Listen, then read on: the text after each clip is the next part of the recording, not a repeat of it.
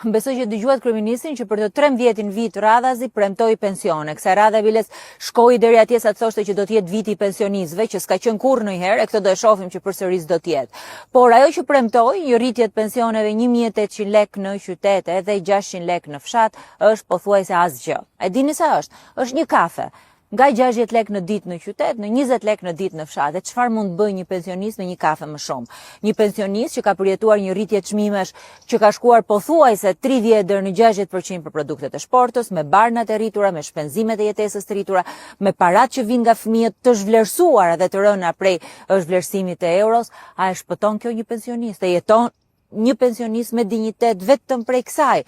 Kjo është pothuajse e pamundur, sepse pensionet sot janë lëmoshe e qeverisë, ndërkohë që ne kemi nevojë për një skemë të plot pensionesh.